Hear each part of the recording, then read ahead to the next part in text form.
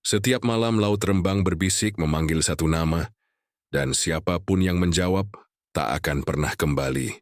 Selamat datang di Jagat Demit, membuka gerbang dunia tak kasat mata. Pagi itu suasana pasar Rembang seperti biasa, ramai oleh teriakan pedagang dan suara percikan air dari ember-ember ikan segar. Namun di salah satu sudut pasar yang agak becek, berdirilah lapak sederhana milik Haji Tono, pria paruh baya dengan kulit legam terbakar matahari dan aroma asin laut yang tak pernah hilang dari tubuhnya. Ia sudah bertahun-tahun berjualan ikan di sana, tapi nasib baik seolah tak pernah berpihak padanya. Dagangannya sering busuk sebelum habis, apalagi jika cuaca panas dan pembeli sepi. Banyak pelanggan enggan membeli karena ikan di lapaknya cepat berubah warna dan menebar bau tengik yang menyengat. Kasihan Haji Tono, rezekinya seret terus, begitu bisik para pedagang lain. Istrinya Bu Murni sudah sering menyarankan agar ia berhenti berjualan ikan dan mencoba usaha lain. Tapi Tono keras kepala. "Aku lahir di pesisir, Murni. Laut itu ibuku sendiri. Ku nggak mungkin ninggalin laut," katanya suatu malam, sambil menatap jauh ke arah pantai utara Rembang yang sunyi. Namun 3 hari kemudian Haji Tono tiba-tiba menghilang. Tuya pamit hendak melaut sendiri ke arah utara. Katanya ingin mencari tempat tangkapan baru. Perahunya ditemukan melambung jauh ke tengah laut, dan banyak nelayan bilang ia sudah gila karena berani melaut sendirian tanpa awak dan tanpa bekal cukup. Gelombang waktu itu sedang tinggi, dan banyak yang menyangka ia tenggelam. Tapi seminggu kemudian, pagi-pagi buta, warga pesisir dikejutkan oleh suara mesin perahu tua yang berderu pelan dari kejauhan. Dari kabut tipis di permukaan air, muncullah perahu milik Haji Tono. Ia berdiri di atasnya dengan pakaian lusuh yang basah kuyup, membawa hasil tangkapan yang tak masuk akal. Ikan-ikannya besar-besar, warnanya berkilau seperti perak hidup, matanya bening seolah masih bernyawa. "Tono balik, Masya Allah, lihat tangkapannya," teriak salah satu nelayan. Orang-orang langsung berdatangan. Haji Tono hanya tersenyum tipis, matanya tampak cekung dan kehitaman. Tapi semangatnya menyala. "Laut memberi ganti, kawan. Sekarang rezekiku dibuka lebar," katanya sambil menepuk-nepuk ember, berisi ikan yang tampak seperti baru ditangkap, padahal matahari sudah tinggi.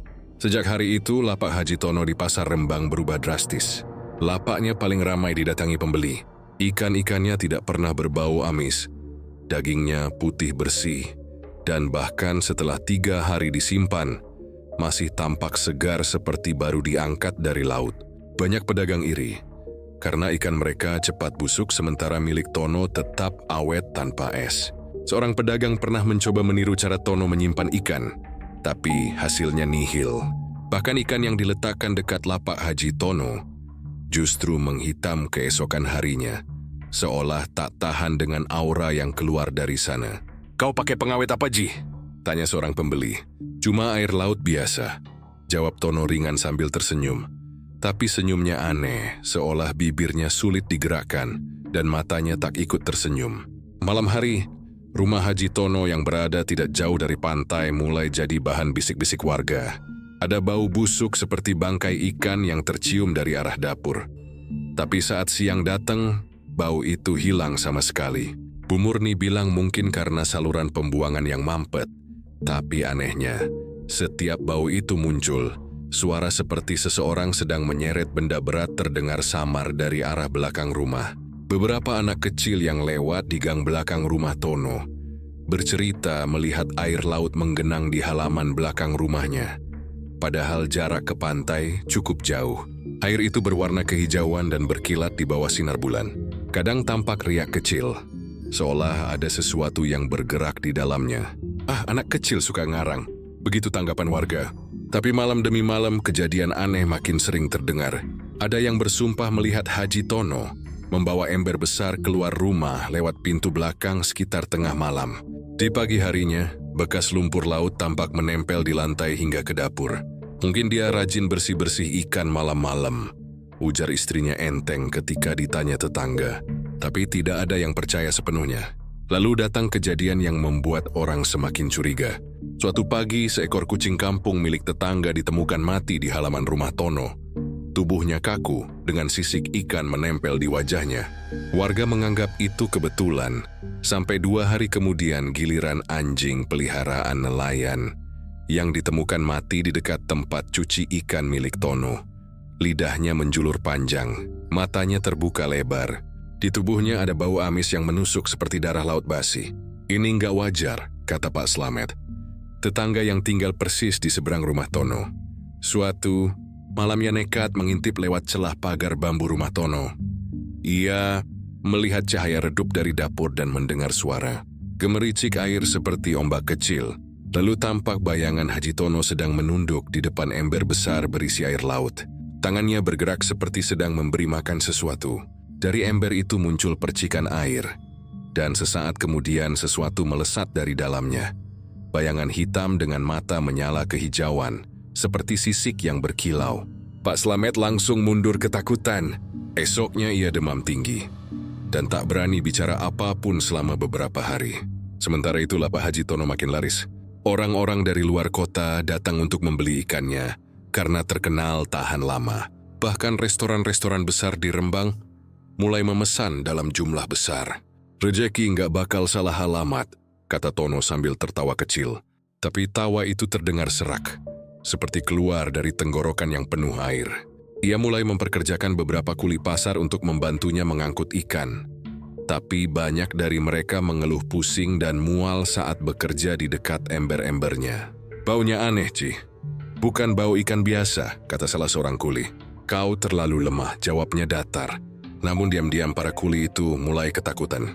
Mereka sering mendengar suara air mengalir dari ember, padahal belum disentuh siapapun.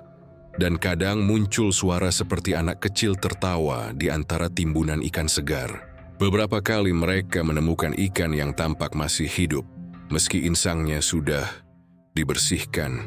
Mata ikan itu memutar, seolah mengikuti gerakan manusia di sekitarnya. Suatu pagi, saat pasar baru buka, seorang pedagang tua mendatangi lapak Haji Tono dan berkata pelan, "Kau mainkan sesuatu yang bukan milikmu, Tono." Laut itu tak suka ditantang. Tapi Haji Tono hanya diam. Ia menatap lelaki itu lama sekali, sampai pedagang itu merasa dadanya sesak. Kalau laut sudah memberi, siapa manusia yang bisa menolak? Jawabnya dengan nada rendah tapi dalam. Sejak saat itu, pedagang tua itu tidak pernah lagi datang ke pasar. Orang-orang bilang ia pindah ke luar kota.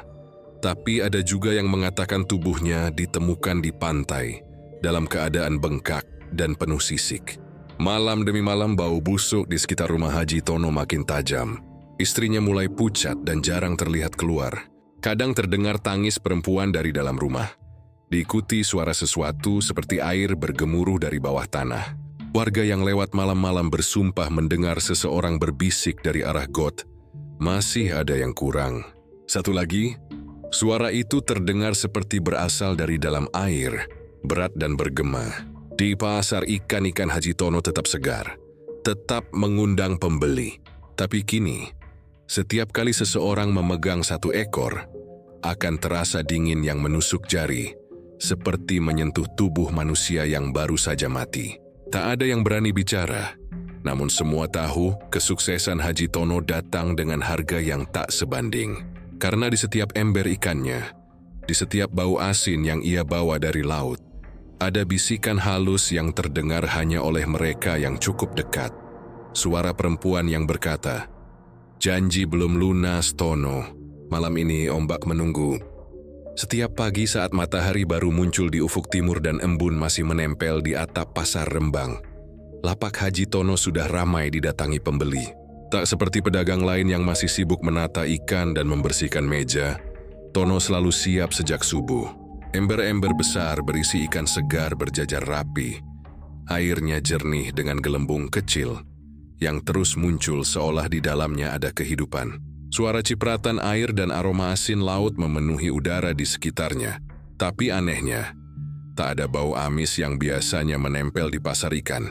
Justru dari lapak Tono muncul bau yang dingin dan lembab, seperti udara dari dasar laut. Para pembeli heran karena ikan-ikan di lapaknya seolah tak pernah habis. Dari pagi hingga sore, berapapun banyaknya orang yang membeli, ikan di ember-ember itu selalu tampak penuh. Bahkan ketika pedagang lain sudah mulai membereskan lapaknya karena dagangan menipis, ikan-ikan Haji Tono tetap menggelepar segar di atas meja kayunya. "Kau nyetok dari mana, Ji?" tanya seorang pedagang bernama Karim suatu sore. "Dari laut juga, sama seperti kalian," jawab Haji Tono datar tanpa menatap. Tapi Karim tahu ada yang tak beres. Yusis memperhatikan Haji Tono sejak kejadian aneh beberapa minggu lalu. Setiap kali Tono mengambil ikan dari ember, air di dalamnya selalu berubah warna sesaat. Kadang biru kehijauan, kadang merah muda seperti darah encer. Lalu ketika ikan diletakkan di atas meja, matanya berkilat seperti bola mata manusia yang baru saja kehilangan nyawa. "Ikanmu segar sekali, Ji," ujar seorang pembeli sambil tersenyum. "Dari mana dapatnya?" "Laut yang kasih," jawab Tono pendek. Senyumnya kali ini lebih aneh. Bibirnya seolah kaku, dan di ujung matanya tampak urat kecil berwarna biru yang menonjol. Saat malam datang, para pedagang pulang satu persatu, tapi ada beberapa yang masih tinggal, membersihkan lapak atau menghitung hasil. Di saat itulah sering terdengar suara aneh dari arah lapak Haji Tono. Suara seperti seseorang sedang memanggil dari dalam air, lirih dan berat, kadang disertai bunyi cipratan yang ritmis. "Tono, Tono," begitu samar-samar terdengar. Beberapa pedagang mencoba mengabaikan, tapi rasa takut mulai tumbuh di antara mereka. Karim, yang rasa penasarannya tak tertahankan, memutuskan mengintip suatu malam. Ia bersembunyi di balik tumpukan peti ikan sambil menahan napas. Saat itu lapak sudah sepi, hanya lampu neon redup yang menggantung di atas meja. Haji Tono terlihat sedang menunduk di depan ember besar. Tangan kirinya memegang sepotong daging merah mentah, entah daging apa. Lalu perlahan dimasukkan ke dalam air. Tak lama permukaan air itu beriak, muncul kilatan seperti sisik ikan raksasa, dan suara berdecit seperti seseorang sedang mengisap cairan. Karim menutup mulutnya rapat-rapat agar tak menjerit. Ia melihat dengan jelas, dari dalam ember itu muncul sesuatu menyerupai tangan manusia, berkulit basah dan bersisik, merebut potongan daging dari tangan Haji Tono. Sesuatu itu lalu menghilang lagi ke dalam air. Tono tersenyum kecil dan berbisik, "Sudah, malam ini cukup. Besok aku butuh lebih banyak." Karim segera kabur, tapi langkahnya membuat suara berisik. Haji Tono menoleh cepat. Matanya menatap tajam ke arah kegelapan. Namun yang dilihat Karim sebelum benar-benar pergi adalah wajah Haji Tono yang kini pucat keabu-abuan dengan garis-garis sisik halus di lehernya. Esok paginya Karim tak datang ke pasar. Orang-orang bilang ia sakit. Tapi malam harinya istrinya menjerit histeris karena menemukan suaminya tewas di depan rumah dengan tubuh dingin dan bibir membiru. Matanya membelalak menatap kosong, dan di telinganya keluar air asin berbau laut. Setelah kejadian itu, tak ada yang berani bicara terbuka soal Haji Tono. Tapi keanehan terus terjadi. Air di bawah lapak Tono kini sering tampak merah pekat seperti darah, terutama saat siang menjelang panas. Para pembeli mengira itu cuma air ikan, tapi pedagang sebelahnya tahu betul air itu terlalu kental dan terlalu gelap. Bahkan pernah seorang anak kecil terpeleset di dekat lapak Tono, dan tangannya terendam sebentar dalam air merah itu. Anak itu langsung menjerit kesakitan, dan ketika diangkat kulit tangannya seperti melepuh. "Air panas dari pembuangan," kata Haji Tono menenangkan. Tapi air itu jelas dingin saat disentuh. Suatu sore seorang pedagang muda bernama Rifai nekat, ingin membuktikan sesuatu. Ia bersembunyi di balik lapak seberang, menunggu Haji Tono pergi ke toilet. Begitu lapak sepi, ia mendekat pelan dan mencoba mengambil satu ikan dari ember. Tapi begitu jari-jarinya menyentuh air, tubuhnya langsung merinding. Air itu terasa hidup, dingin tapi berdenyut pelan seperti darah mengalir di bawah kulit. Dia menarik satu ekor ikan berwarna keprakan yang tampak mati. Namun ketika ia hendak meletakkannya di meja, ikan itu menggeliat keras dan membuka matanya. Matanya bukan mata ikan. Itu mata manusia, bening, hitam, dan penuh ketakutan. Ikan itu menatap Rifai lama sekali, lalu mengeluarkan suara pelan seperti napas orang sekarat. Rifai menjatuhkan ikan itu dan berlari ketakutan. Tapi ketika menoleh lagi, ikan itu sudah tidak ada. Yang tersisa hanya bekas lendir dan bau amis yang begitu tajam sampai membuatnya muntah. Malamnya Rifai mengigau keras. Ia berteriak-teriak mengatakan bahwa ikan-ikan di lapak Haji Tono memanggilnya. Mereka bilang, "Tolong bebaskan kami." teriaknya sebelum akhirnya pingsan. Sejak itu ia tak pernah kembali ke pasar dan keluarganya memutuskan pindah ke luar kota. Tapi kabar tentang ikan-ikan itu menyebar. Beberapa pembeli mulai takut datang, meski anehnya selalu ada wajah baru yang muncul di lapak Haji Tono. Orang-orang dari luar kota yang tak tahu cerita datang karena mendengar kualitas ikannya yang luar biasa. Mereka tidak tahu bahwa di antara ikan-ikan itu kadang ada 1-2 ekor yang matanya tampak mengikuti gerakan tangan pembeli, seolah tahu mereka akan dibeli untuk tujuan tertentu. Haji Tono semakin kaya. Ia memperluas lapaknya, bahkan membeli beberapa lapak di sekitarnya untuk dijadikan gudang penyimpanan. Tapi pedagang-pedagang lama yang lapaknya ia beli selalu mendapat nasib buruk. Ada yang jatuh sakit, ada pula yang kehilangan keluarga secara misterius. Seorang perempuan tua yang lapaknya dibeli paksa oleh Tono ditemukan tenggelam di sumur rumahnya. Di bibirnya ada serpihan sisik yang menempel. Orang-orang mulai berbisik, mungkin ikan-ikan Tono bukan hasil tangkapan biasa. Kau tahu kenapa ikan-ikannya tak pernah habis? Tanya seorang penjaga malam kepada rekannya dengan suara bergetar. Karena dia tak pernah jual ikan, dia jual nyawa. Tak ada yang berani menanggapinya. Tapi setiap kali fajar menyingsing, pasar selalu kembali ramai. Dan Haji Tono selalu berdiri di tempatnya dengan wajah tenang. Ember-embernya tetap penuh, airnya tetap beriak lembut. Seolah di dalamnya ada sesuatu yang bernafas. Kadang jika diperhatikan lama-lama, bisa terlihat bayangan wajah manusia yang mengambang di permukaan air, menatap dengan mata memohon. Dan di antara suara pembeli yang tawar-menawar, terdengar lirih suara Haji Tono berbisik pada embernya. Tenanglah, masih banyak yang akan datang. Kalian akan punya teman baru lagi esok. Saat itu angin dari arah laut bertiup ke dalam pasar, membawa aroma busuk seperti bangkai ikan yang terendam air asin berhari-hari. Warga menutup hidung dan berpaling, tapi Tono hanya tersenyum kecil, matanya menatap jauh ke arah utara, ke laut yang tampak berkilat di bawah matahari siang, seperti memanggilnya pulang. Suasana pasar Rembang mulai berubah sejak kabar kuli-kuli pengangkut ikan milik Haji Tono menghilang satu persatu. Awalnya hanya dianggap kebetulan. Pasar itu memang ramai, dan kuli yang datang silih berganti sering berpindah tempat bekerja. Tapi makin lama jumlah yang hilang tak bisa diabaikan. Dalam 2 bulan terakhir, sudah 5 orang kuli tak pernah kembali. Semua terakhir terlihat sedang memanggul ember ikan dari truk pendingin milik Haji Tono ke lapaknya. Setelah itu, lenyap. Tak ada kabar, tak ada jejak. Yang aneh, keluarga mereka bilang sebelum menghilang para kuli itu selalu mengeluh pusing, mual, dan bermimpi aneh tentang laut.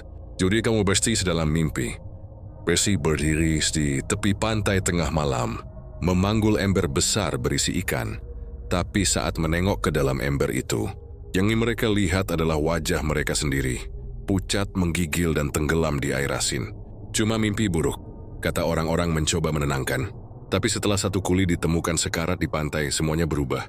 Tubuhnya penuh luka lecet seperti diseret di karang, dan di kulitnya muncul sisik-sisik kecil. Juga ditanya siapa yang melakukannya, ia hanya bergumam pelan, jangan biarkan dia kasih makan lagi. Sebelum akhirnya meninggal keesokan harinya. Sejak itu, nama Haji Tono jadi bahan bisik-bisik. Itu pesugihan laut, kata seorang pedagang tua. Ikan segar terus tapi bayarannya manusia. Namun tak ada yang berani menuduh langsung. Tono masih menjadi juragan besar yang disegani di pasar, yang menyumbang ke masjid, menolong pedagang kecil, bahkan dikenal dermawan. Tapi di balik wajah ramahnya, ada tatapan kosong yang membuat orang merinding jika menatap terlalu lama. Suatu malam, seorang kuli muda bernama Darma nekat mengikuti Haji Tono. Ia baru sebulan bekerja, tapi sudah merasa ada yang aneh.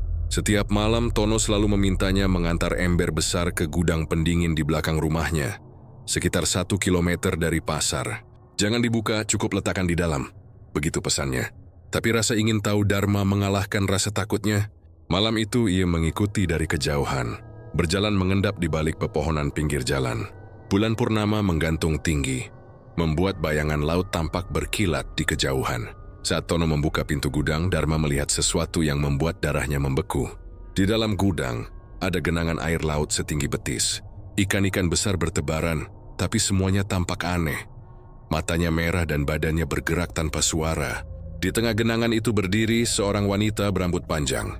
Kulitnya bersisik perak, wajahnya cantik tapi matanya kosong seperti makhluk yang tak mengenal tidur. Dia duduk di atas peti ikan besar, menatap Haji Tono dengan senyum menggoda. "Sudah saatnya kau bayar janji, Tono." Suaranya berat tapi lembut, seperti ombak berbisik di karang. "Aku sudah beri ikan, aku sudah beri rejeki. Kini giliranmu." Haji Tono menunduk, suaranya bergetar. "Besok malam, satu lagi akan kubawa." "Setelah itu cukup kan?" Perempuan itu tertawa kecil, suaranya bergema aneh di ruangan dingin itu. "Kau tahu perjanjian kita, laut tak pernah kenyang." Dharma menutup mulutnya, hampir menjerit.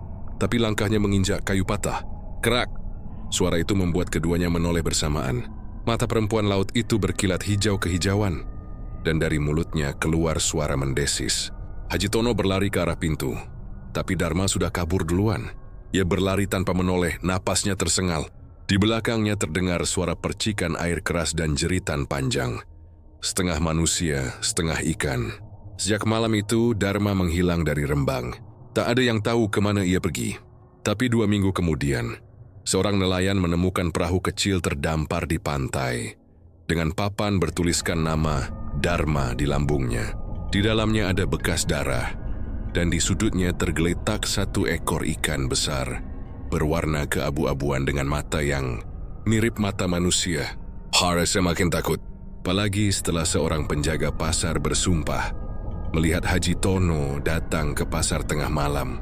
Ia membuka lapaknya, tapi bukan untuk berjualan.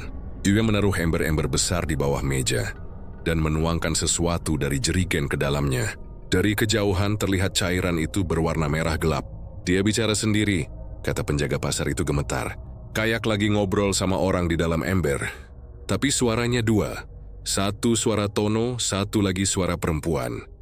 Keesokan paginya, lantai pasar di sekitar lapak Haji Tono basah oleh air berwarna aneh. Saat dibersihkan, baunya seperti darah yang sudah bercampur garam laut. Para pedagang mulai menghindari tempat itu. Tapi anehnya, tetap saja banyak pembeli datang. Seolah-olah ada sesuatu yang menarik mereka untuk membeli ikan di sana. Juri Swarengsi mulai memperhatikan perubahan pada tubuh Haji Tono. Kulitnya kini tampak lebih pucat, tangannya lembab dan selalu dingin. Kadang saat sinar matahari menimpa lehernya, tampak garis halus seperti sisik berkilau. Suatu siang, seorang pedagang wanita melihat Tono tanpa sengaja menjilat darah ikan di jarinya. Tapi yang membuatnya hampir pingsan, lidah Tono berwarna keabu-abuan dan panjang seperti sirip kecil. Ia menutup mulut, pura-pura tak lihat, tapi sejak hari itu tak pernah lagi berani mendekati lapaknya. Dalam diam, beberapa pedagang berinisiatif memanggil seorang ustaz dari luar kota.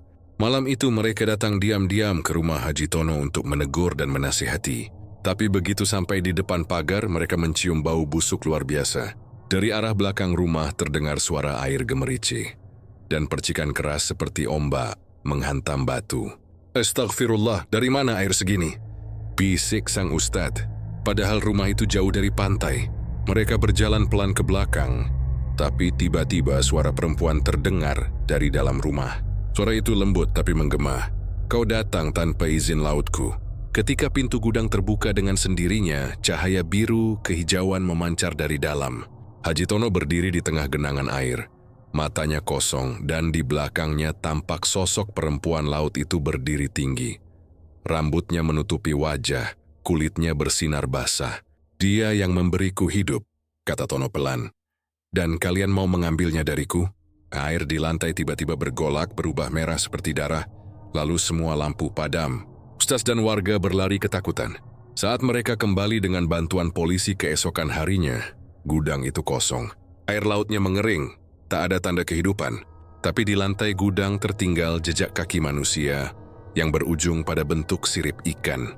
Sejak malam itu tidak ada lagi yang melihat Haji Tono di rumahnya.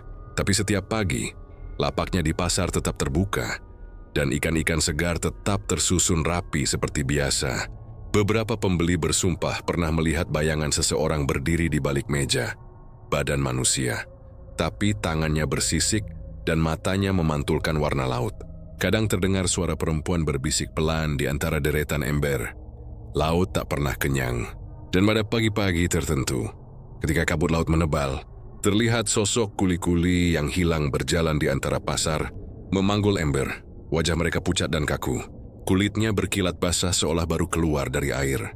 Mereka menghilang begitu saja saat matahari mulai naik, meninggalkan genangan air asin dan bau busuk yang tak pernah bisa dihapus dari lantai pasar Rembang.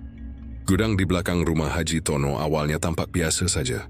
Bangunannya dari beton kokoh, berpintu besi tebal dan selalu terkunci rapat. Di depan pintu terpasang papan kecil bertuliskan, "Dilarang masuk. Area penyimpanan dingin." Setiap kali seseorang lewat, hawa dingin seperti dari kulkas raksasa terasa keluar dari celah pintu, membuat bulu kuduk meremang. Warga Rembang yang rumahnya berdekatan dengan Haji Tono sudah lama tidak nyaman. Mereka sering mencium bau anyir yang aneh, bukan seperti bau ikan pada umumnya, tapi lebih menusuk seperti darah yang membeku.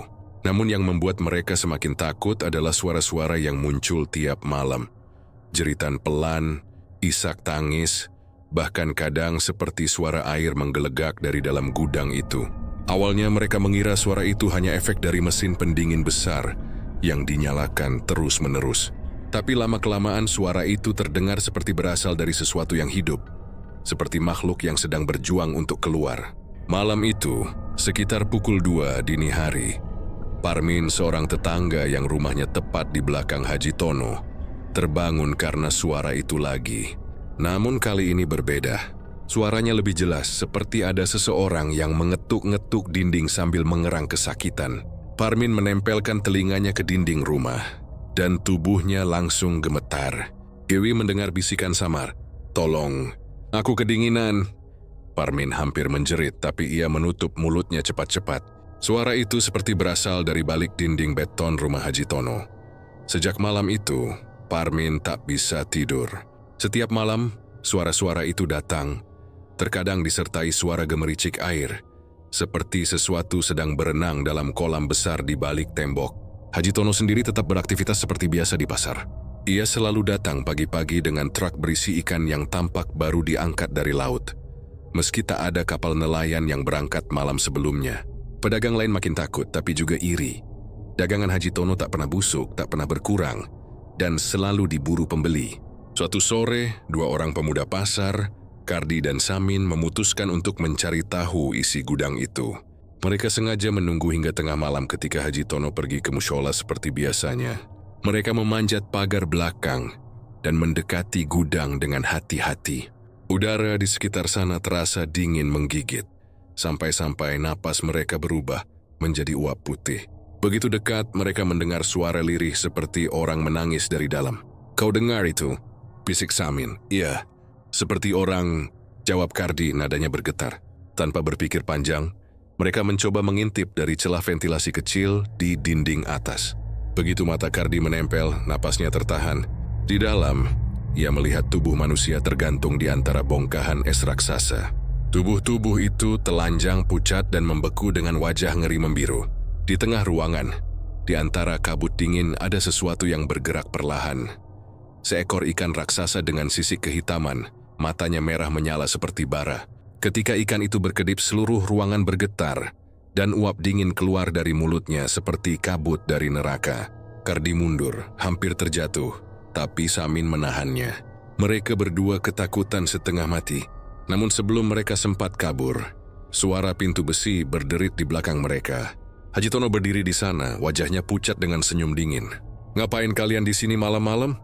Suaranya pelan tapi menekan. Kardi dan Samin mencoba beralasan bahwa mereka hanya lewat. Tapi Haji Tono sudah lebih dulu mendekat. "Kalian tahu," ujarnya. "Kalau mau tahu isi gudangku, seharusnya kalian siap melihat semuanya sampai akhir."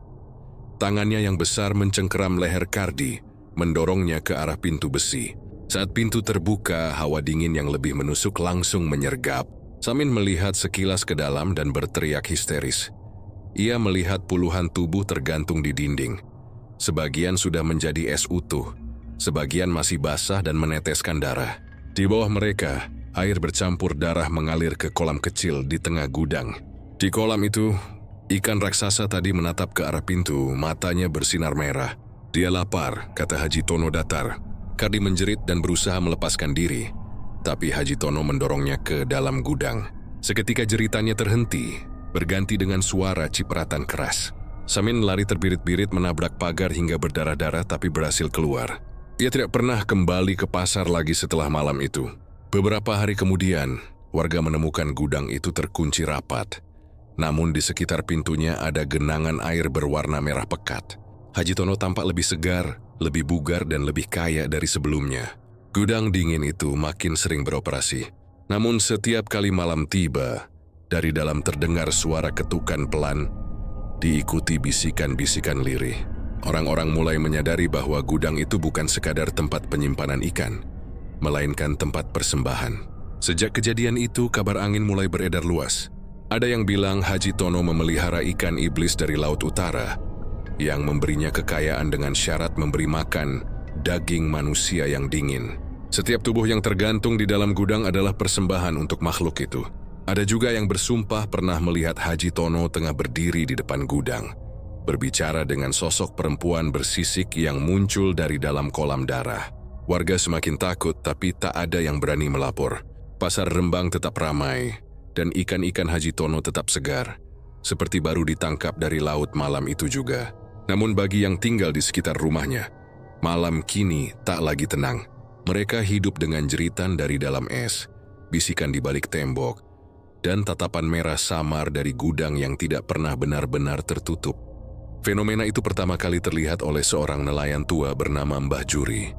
Sekitar 2 minggu setelah gudang dingin Haji Tono mulai beroperasi siang dan malam. Malam itu laut di utara Rembang tampak aneh. Tenang tapi berkilau seperti menyala dari dalam. Cahaya kehijauan merembes dari permukaan air, bergulung pelan, lalu membentuk pusaran yang seolah bernafas. Mbah Juri yang baru saja menarik jala sempat mengira itu cuma pantulan bulan, tapi malam itu bulan menghilang di balik awan tebal. Kaya, ada obor di dasar laut, gumamnya, menatap cemas ke arah kilau yang makin terang. Beberapa nelayan lain yang masih di perahu ikut menatap, dan mereka semua terdiam. Dari balik air hijau itu muncul bayangan-bayangan panjang, seperti tubuh manusia yang melayang di dalam laut. Ketika arus berubah, mereka bisa melihat lebih jelas.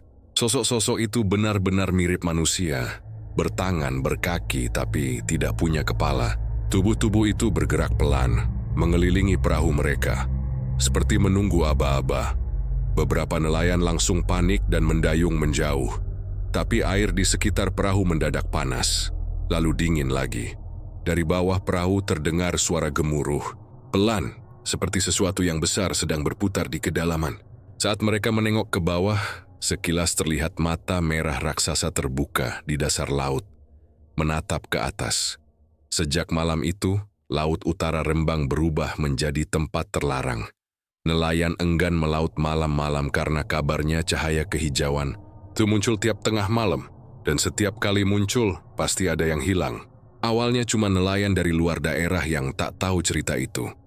Lalu mulai menimpa nelayan lokal yang nekat mencari ikan saat dini hari.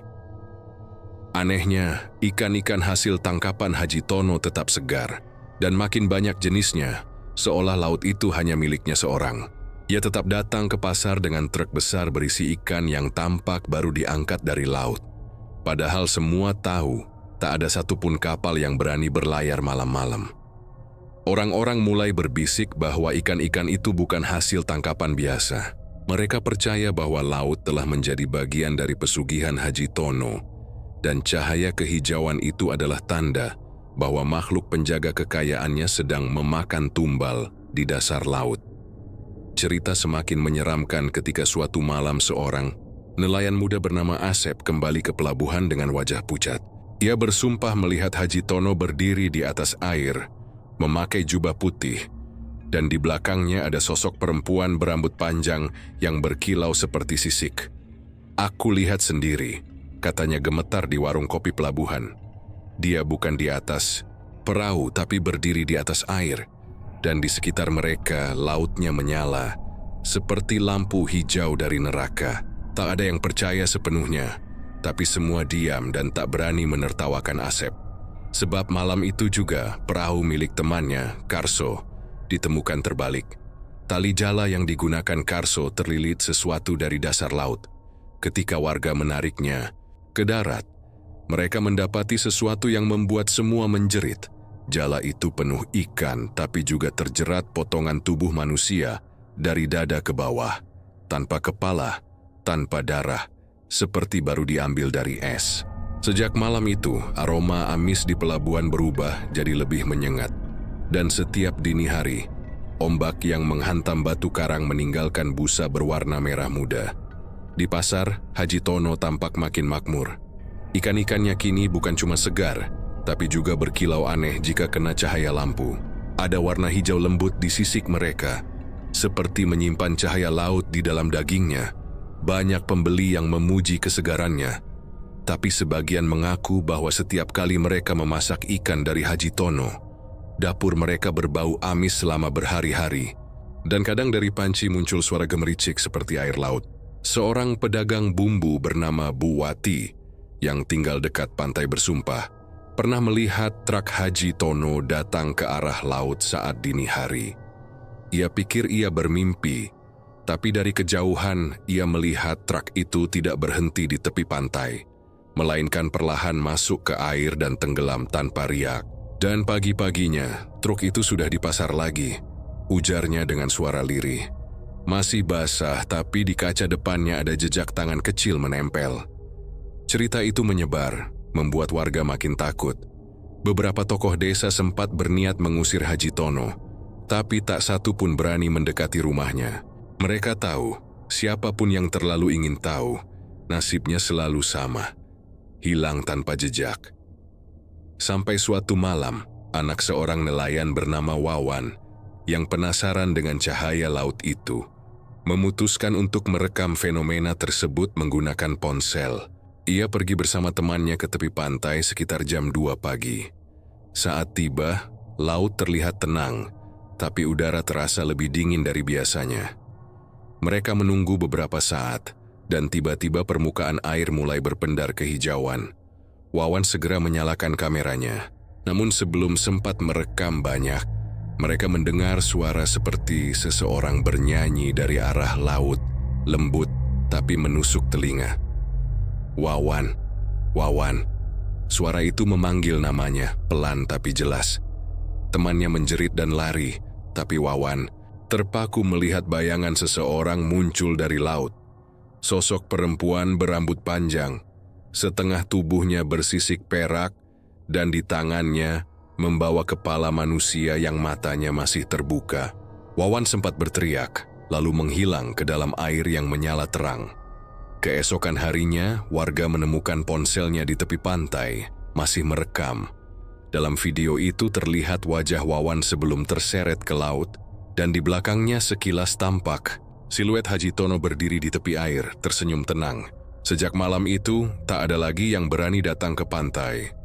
Cahaya laut masih muncul, tapi kini hanya dilihat dari jauh, menyala seperti napas makhluk besar yang tidur di bawah permukaan. Orang-orang bilang laut itu kini milik Haji Tono dan makhluk penjaganya.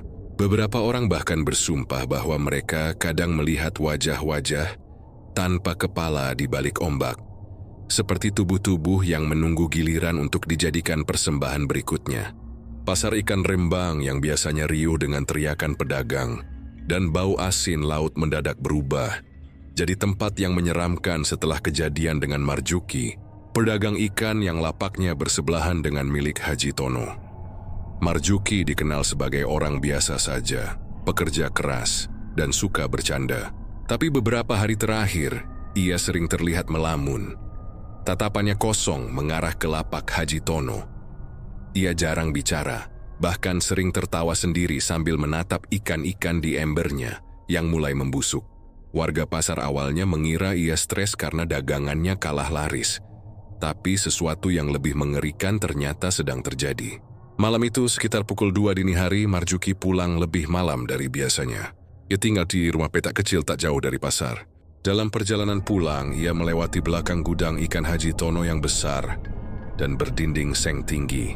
Dari dalam terdengar suara gemericik air, tapi bukan seperti suara air biasa. Suaranya ritmis, seperti sesuatu yang sedang mengunyah perlahan. Marjuki berhenti. Ia menempelkan telinganya ke dinding, lalu mendengar suara lembut. Suara seperti anak kecil memanggil pelan, "Tolong aku, Om." Suara itu membuat jantungnya berdetak cepat. Dia melirik sekeliling, tak ada siapa-siapa. Angin laut berembus dingin. Suara itu muncul lagi, kali ini lebih jelas. "Tolong aku kedinginan di dalam air." Suaranya seperti dari dalam gudang. Marjuki menelan ludah, dan rasa penasarannya menang. Jiria berjalan ke sisi belakang gudang, di mana ada celah kecil antara seng dan tembok. Dia menunduk, mengintip ke dalam, dan saat itu hidupnya berubah selamanya. Di dalam gudang terlihat sebuah tong besar dari logam, penuh air asin yang berwarna kemerahan. Uap dingin keluar dari permukaannya. Di atas tong itu berdiri Haji Tono. Mengenakan sarung tanpa baju, tubuhnya memantulkan cahaya lampu redup. Ia sedang memegang sesuatu di tangannya, tampak seperti potongan daging segar, dan melemparkannya ke dalam tong. Begitu potongan daging itu jatuh, air di dalam tong bergolak. Dari dalam muncul sesuatu, tangan kecil pucat dengan jari-jari seperti sirip ikan, lalu muncul kepala, tapi bukan kepala manusia, melainkan wajah yang aneh. Kulitnya bersisik, matanya hitam seluruhnya, dan mulutnya kecil seperti mulut ikan yang sedang bernafas. Makhluk itu membuka mulut mengeluarkan suara lirih, "Aku lapar, Pak." Haji Tono tersenyum, lalu menjawab dengan lembut, "Sabar, Nak. Kau harus makan supaya daganganku tetap segar." Marjuki menahan napas.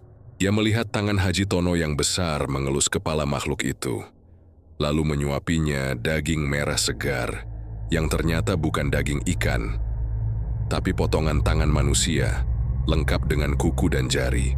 Saat tangan itu tergigit habis, air dalam tong kembali tenang, namun di permukaannya terlihat wajah-wajah samar melayang, seperti bayangan tubuh yang terperangkap di bawah air. Marjuki terpaku, matanya tak bisa berpaling. Namun tiba-tiba makhluk itu membuka matanya dan menatap lurus ke arah tempat Marjuki bersembunyi. Pandangan hitam itu menembus gelap malam, dan dari mulutnya terdengar suara lirih, "Kau mau segar juga?" Tubuh Marjuki seketika gemetar hebat. Ia lari terbirit-birit tanpa menoleh, terjatuh beberapa kali di jalan becek, tapi suara itu terus mengikuti di telinganya. Suara lembut seperti anak kecil yang memanggil namanya berulang-ulang. Sejak malam itu Marjuki tidak pernah sama lagi. Esoknya ia datang ke pasar dengan wajah kusut, matanya merah, dan bajunya masih bau amis darah. Ia duduk di lapaknya tanpa menjual apa-apa. Setiap orang yang lewat bisa mendengarnya berbisik pelan, "Aku mau segar juga. Aku mau segar juga." Warga pasar mulai menghindar, tapi rasa kasihan membuat beberapa pedagang mendekat, mencoba menenangkan. Namun tiba-tiba di depan semua orang, Marjuki menjerit dan menggigit tangannya sendiri sampai darah muncrat. Ia mencabik-cabik daging di pergelangan dengan gigi, menelan potongannya sambil tertawa, dan menangis bersamaan. "Lihat," teriaknya dengan mata melotot, "dagingku juga segar. Aku bisa segar juga kayak ikan-ikan itu." Orang-orang berteriak panik, sebagian kabur, sebagian mencoba menahannya. Tapi Marjuki kuat bukan main.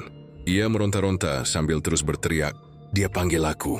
Anak itu, dia di air, dia mau aku ikut." Setelah itu ia jatuh pingsan. Tubuhnya gemetar, mulutnya masih berlumur darah. Ketika dibawa ke puskesmas, dokter tak bisa menemukan sebab pasti kenapa ia berperilaku seperti itu. Tapi hal yang paling mengerikan adalah saat malam tiba. Perawat yang menjaga melapor bahwa dari tubuh Marjuki keluar bau asin seperti laut, dan kulit di sekitar lengannya mulai berubah bersisik. Dalam tidurnya ia terus mengigau, "Jangan kasih makan dia lagi. Nanti dia lapar terus. Nanti semua orang di pasar dimakan." 2 hari kemudian Marjuki ditemukan mati dengan tubuh kaku. Matanya terbuka lebar, lidahnya membiru, dan di telapak tangannya tertulis tulisan aneh seperti goresan kuku, membentuk kata segar. Sejak kematian itu, pasar ikan menjadi tempat yang sangat mencekam. Bau amis semakin pekat bahkan saat lapak-lapak tutup. Orang-orang sering mendengar suara anak kecil menangis di dekat lapak Haji Tono. Padahal tak ada anak di sana. Kadang dari tong-tong ikan yang berisi air garam, muncul suara seperti seseorang sedang berbicara dari dalam air. "Aku lapar, Pak." Begitu suara itu terdengar pelan. Setiap kali suara itu muncul, ikan-ikan di lapak Haji Tono tampak bergerak pelan seperti masih hidup. dan mata mereka berkedip merah di bawah lampu pasar. Haji Tono tak pernah tampak terganggu. Ia hanya tersenyum dingin setiap kali orang memandangnya dengan takut. Rezeki itu milik yang kuat, katanya suatu pagi sambil membersihkan pisau besar dari darah yang belum kering. Yang lemah akan jadi makanannya. Tak ada yang berani membantah. Tapi setelah kejadian Marjuki, banyak pedagang mulai hengkang. Sebagian pergi diam-diam. Sebagian mengaku didatangi dalam mimpi oleh sosok anak kecil yang berkata, "Kalau kau masih jual ikan di sana, nanti kau juga diajak masuk ke air." Dan di malam-malam tertentu ketika pasar sepi, warga sekitar bersumpah melihat Haji Tono membuka salah satu tong besar di belakang lapaknya. Dari dalam tong itu muncul uap tebal berwarna hijau kebiruan, dan bayangan tangan kecil terlihat menggapai-gapai di permukaannya. Sesekali terdengar suara lirih seperti Marjuki memanggil dari dalam, "Aku sudah segar, Pak. Aku sudah segar." Warga yang menonton video itu gemetar, tak percaya dengan apa yang mereka lihat. Dalam rekaman berdurasi 2 menit itu, terlihat dengan jelas bayangan tubuh manusia meronta di permukaan air sumur.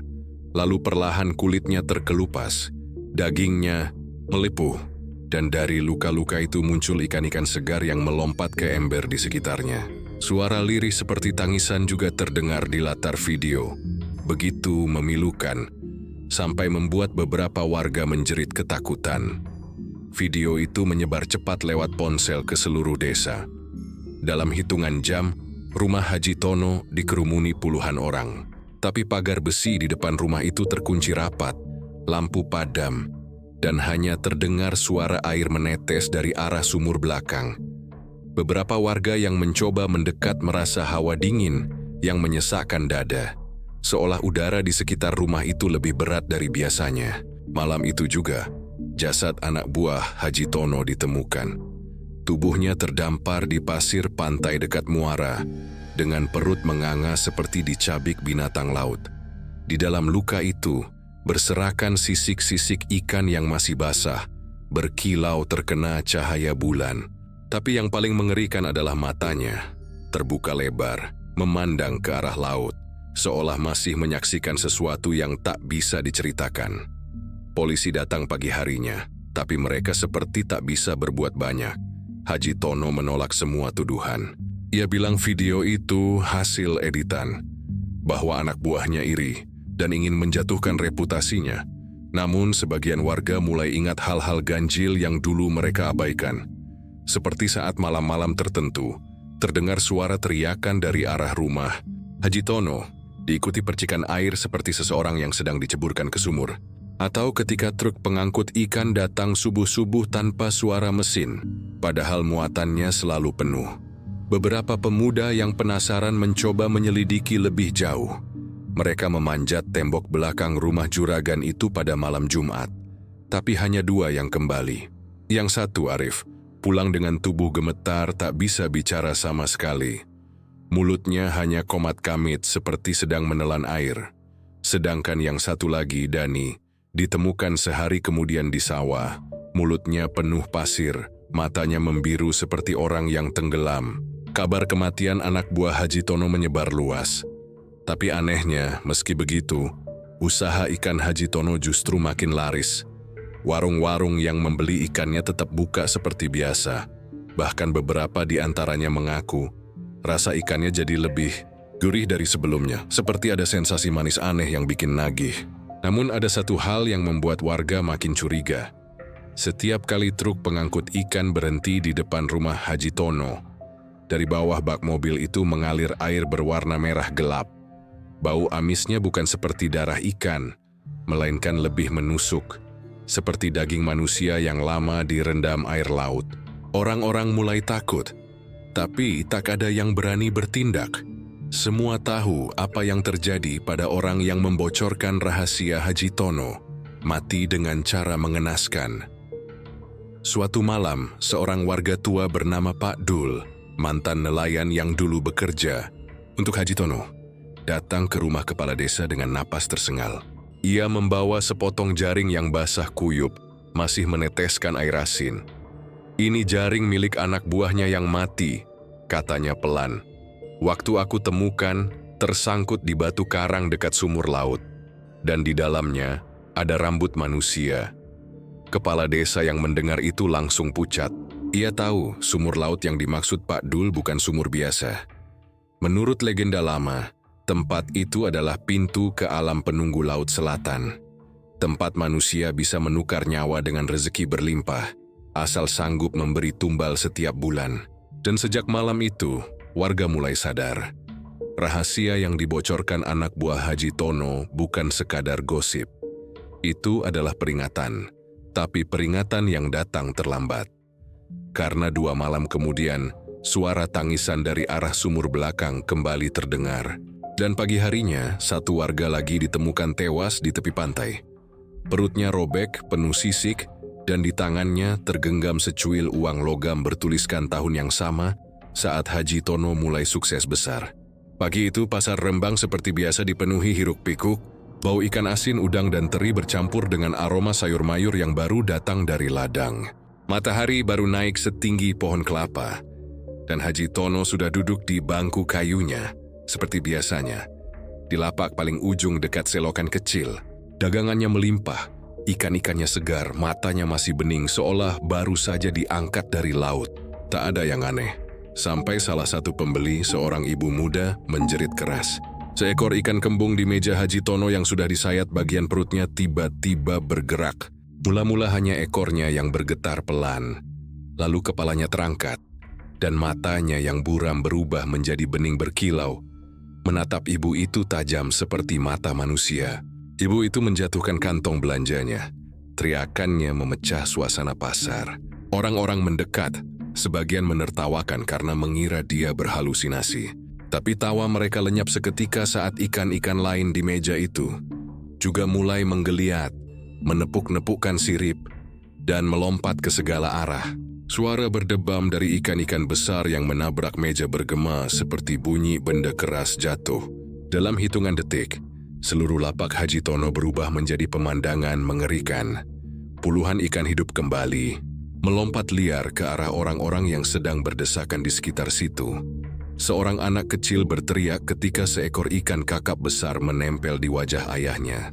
Tubuh ikan itu membesar cepat, siripnya berubah tajam seperti pisau, dan dalam sekejap wajah si ayah terkoyak. Darah muncrat membasahi kain tenda biru di atas kepala. Orang-orang beramburan menabrak satu sama lain. Pasar yang biasanya ramai dengan tawa berubah menjadi lautan jeritan. Pedagang-pedagang lain menjatuhkan dagangan mereka. Sebagian lari meninggalkan lapak. Di tengah kekacauan itu, Haji Tono hanya berdiri diam, tak bergerak sedikit pun. Matanya kosong, bola matanya memutih seolah diselimuti kabut. Air dalam ember-ember dagangannya mulai berubah warna. Merah pekat, berbau amis menusuk. Dari sela-sela ember itu muncul gelembung-gelembung besar, dan suara lirih seperti bisikan di bawah air. Beberapa warga yang mengenalnya mencoba memanggil, "Haji." "Astagfirullah, kenapa ini, Ji?" Tapi lelaki itu tidak menjawab. Bibirnya hanya bergerak-gerak pelan seperti sedang membaca sesuatu. Entah doa, entah mantra.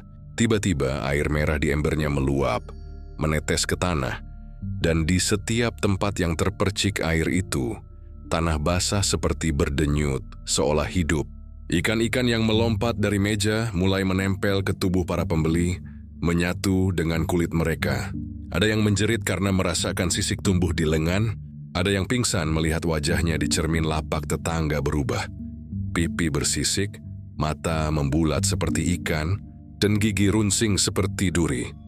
Sementara itu, di belakang Haji Tono, sesuatu bergerak dari arah sumur tua di pinggir pasar. Airnya beriak tanpa angin. Lalu muncul tangan-tangan pucat berlumur-lumut.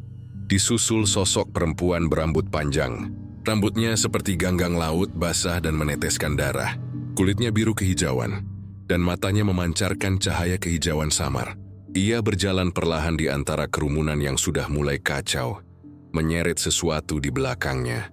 Tubuh-tubuh para kuli yang dulu hilang, kini membengkak, pucat, dan matanya terpejam. Tubuh-tubuh itu bergerak seperti boneka air, mengikuti langkahnya tanpa suara. Makhluk apa itu? Seseorang berteriak histeris, tapi suara itu langsung teredam oleh jeritan lain ketika perempuan laut itu membuka mulutnya. Dari sana keluar suara seperti desiran ombak, bercampur dengan isak tangis. Setiap orang yang mendengarnya langsung kehilangan kekuatan di kaki. Sebagian jatuh bersimpuh sambil menutup telinga. Tapi semakin mereka menutup telinga, suara itu justru makin jelas, seolah langsung masuk ke kepala. Perempuan laut itu menatap Haji Tono. Dari bibirnya yang biru keunguan keluar kalimat lirih. Janji darah harus ditepati, Tono. Kau telat memberi. Haji Tono akhirnya bergerak. Tubuhnya gemetar. Keringat bercampur air asin menetes dari pelipisnya. Ampuni aku, Nyai. Mereka sudah cukup, bukan? Suaranya serak penuh ketakutan. Tapi perempuan itu hanya tersenyum. Senyum dingin yang membuat darah siapapun yang melihatnya membeku. Belum cukup. Ikanmu lapar lagi. Setelah kata itu diucapkan, darah dari ember dagangan Haji Tono meledak keluar seperti air mancur. Semua orang di sekitar terkena cipratannya menjerit, karena darah itu panas seperti bara. Di tanah pasar yang becek, genangan darah berubah menjadi bentuk pusaran. Dan dari dalamnya muncul sosok-sosok menyerupai ikan raksasa tanpa mata. Mulutnya besar dan bergigi runcing. Tubuhnya berlumur lendir dan bau busuk. Mereka melompat ke arah orang-orang yang masih berlari.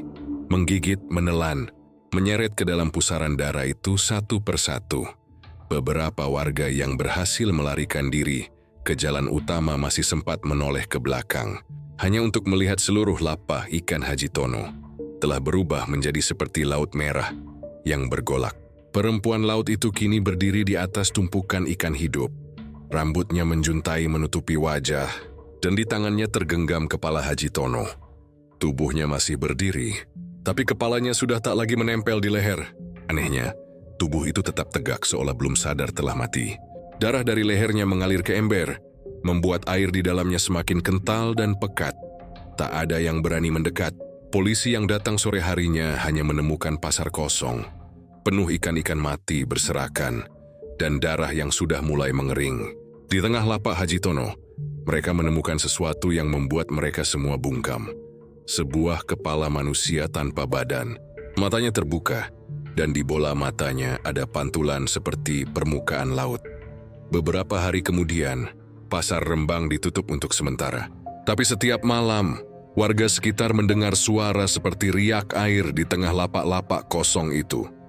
Diikuti bau amis yang makin lama makin kuat. Kadang terdengar pula langkah kaki basah berjalan pelan. Dan suara perempuan menyanyi dengan nada rendah. Seperti lagu pengantar tidur dari dasar laut. Orang-orang yang nekat lewat sana mengaku melihat bayangan sosok perempuan berambut panjang di antara meja-meja ikan. Tangannya menengadah seolah sedang menawarkan sesuatu. Dan anehnya, meski tragedi itu begitu mengerikan, di pagi hari selalu ada satu ember penuh ikan segar yang muncul di tengah pasar. Ikan-ikan itu tampak baru saja ditangkap. Matanya bening, sisiknya berkilau, tapi siapapun yang berani membawanya pulang tak pernah terlihat lagi keesokan harinya. Sebagian warga percaya itu ulah roh Haji Tono dan perempuan laut yang kini menjadi penguasa pasar. Mereka bilang, selama masih ada orang yang berani menjual ikan di pasar itu, darah akan selalu menetes di bawah meja dagangan. Sebab hari pasar yang berdarah bukanlah akhir. Itu hanyalah awal dari kutukan yang tak akan pernah kering.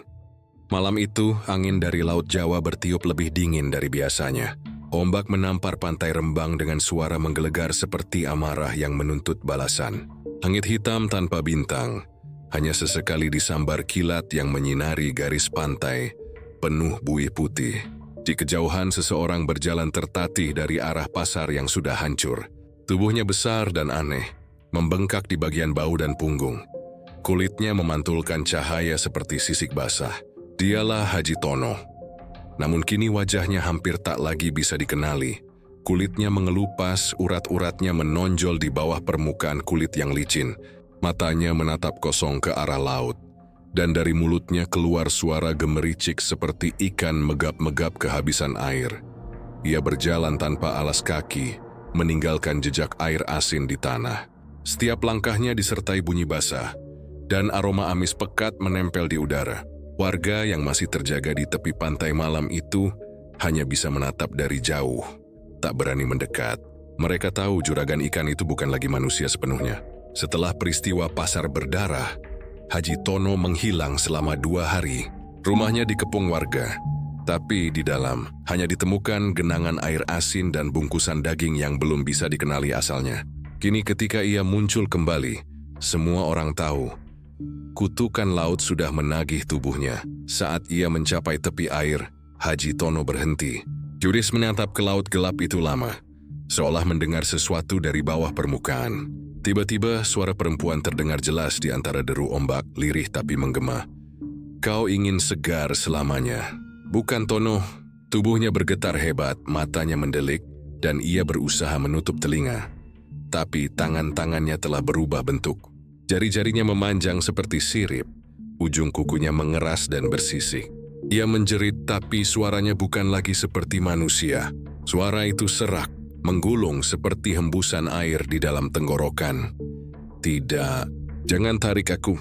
Nyai, aku sudah memberi. Semua sudah..." Suaranya terputus di tengah teriakannya sendiri. Kulit punggungnya robek perlahan. Darah bercampur lendir asin menyembur keluar. Dari celah kulit itu muncul sirip besar yang berdenyut, disusul dengan insang yang terbuka di sisi lehernya. Setiap kali ia bernapas, dari insang itu keluar gelembung-gelembung kecil bercahaya. Tubuhnya terus membesar, kakinya melebur menjadi ekor panjang yang menggeliat seperti ikan besar yang kesakitan. Warga yang menatap dari jauh berteriak histeris. Ada yang langsung lari, ada yang berdoa keras sambil menunduk. Tapi beberapa yang terpaku hanya bisa menonton saat sosok itu, setengah manusia, setengah ikan, merangkak menuju laut dengan sisa tenaganya. Kilatan petir membelah langit, menerangi pemandangan mengerikan itu. Kulit Haji Tono terus terkelupas. Setiap kali terkena ombak, lapisan sisiknya terangkat dan hanyut bersama air, meninggalkan daging yang berkilau seperti perak. Di bawah kulitnya, tulang-tulang menonjol tajam, bersinar pucat seperti mutiara. Joey berusaha berenang, tapi setiap gerakan hanya mengoyak tubuhnya lebih parah. "Aku ingin kembali. Aku ingin segar," gumamnya pelan, tapi air laut menelan suaranya. Dari balik ombak muncul bayangan besar. Sosok perempuan laut itu, dengan rambut yang mengambang panjang dan mata hijau menyala, mendekat perlahan. Tangannya yang bersisik menggapai, memeluk tubuh Haji Tono yang setengah hancur. Ia berbisik dengan suara lembut namun menusuk. "Janji laut tidak bisa dilanggar, Tono. Yang segar akan busuk, yang hidup akan dibawa pulang." Lalu ia menariknya ke dalam air, ke kedalaman yang gelap dan berputar seperti pusaran tak berujung. Warga hanya bisa melihat pusaran itu bercahaya kehijauan beberapa saat, lalu lenyap. Laut menjadi tenang seketika. Namun di pantai, air yang tersisa tampak mendidih, meninggalkan aroma amis dan daging terbakar. Ketika fajar datang, ombak membawa sesuatu ke tepi. Seekor ikan besar terdampar, tubuhnya seputih susu bersisik halus seperti kaca. Panjangnya hampir 2 meter, dan di lehernya tergantung sebuah kalung logam kecil. Di kalung itu tertulis satu kata, Tono. Tapi yang paling membuat semua orang ketakutan adalah matanya. Ikan itu bermata manusia, bola matanya coklat tua, persis seperti mata Haji Tono. Penduduk yang menemukannya tak berani menyentuh. Mereka memanggil kepala desa lalu polisi. Namun sebelum petugas datang, ikan itu meleleh perlahan seperti lilin terkena panas. Dari tubuhnya keluar cairan bening yang berubah menjadi darah asin dan menyisakan tulang putih berkilau seperti mutiara. Tulang itu tetap utuh, membentuk kerangka manusia yang menyatu dengan ekor ikan. Orang-orang yang melihatnya muntah ketakutan. Beberapa hari setelah kejadian itu, pantai Rembang menjadi sepi. Tak ada nelayan yang berani melaut di malam hari. Mereka bilang, di tengah laut kadang terlihat cahaya kehijauan yang bergerak di bawah permukaan, seperti tubuh raksasa yang berkilau. Dan kadang terdengar suara lelaki memanggil dari tengah ombak, "Segar, segar." Suara yang mirip sekali dengan suara Haji Tono. Rumah bekas milik juragan itu kini dibiarkan kosong. Namun setiap kali hujan turun, dari arah sumur di belakang rumah terdengar suara riak air. Dan sesuatu yang menyeret rantai. Warga sekitar sering melihat genangan air asin muncul sendiri di depan rumah itu. Dan kadang, ada sisik ikan tertinggal di lantai meski tak ada satupun ikan di sekitar. Orang-orang percaya, arwah Haji Tono belum tenang. Yori masih terjebak antara dunia manusia dan dunia laut, dikutuk untuk terus mencari kesegaran yang tak akan pernah ia dapatkan lagi. Suatu malam, Seorang anak kecil dari kampung sebelah mengaku melihat sesuatu di pantai. Gege bilang, ada ikan raksasa menatap dari permukaan air. Matanya seperti manusia, dan di sisinya duduk sosok perempuan berambut panjang menyisir rambut dengan sisir dari tulang putih. Ketika anak itu ditanya lagi keesokan harinya, ia tak bisa bicara. Lidahnya membiru, dan dari tenggorokannya keluar aroma asin seperti air laut basi. Sejak itu, warga Rembang membuat larangan yang tak tertulis. Siapapun yang mendengar suara laut memanggil namanya di malam hari, jangan pernah menjawab, karena bisa jadi itu bukan suara ombak. Itu adalah panggilan dari dasar laut, dari juragan ikan yang tak pernah puas dengan segarnya rezeki dunia. Dan di hari-hari tertentu, ketika laut tampak terlalu tenang, beberapa nelayan bersumpah melihat sesuatu di permukaan air. Sebuah kepala manusia tanpa tubuh, matanya menatap ke darat, tersenyum dengan bibir pucat penuh sisik. Mereka tahu siapa itu. Juragan ikan Haji Tono akhirnya kembali ke laut. Tapi bukan sebagai manusia, melainkan sebagai bagian dari kegelapan yang dulu memberinya kekayaan. Kini Laut Rembang bukan lagi tempat mencari rezeki, melainkan tempat di mana dosa dan kutukan mengapung bersama ombak, menunggu manusia tamak berikutnya yang ingin selalu segar di mata dunia.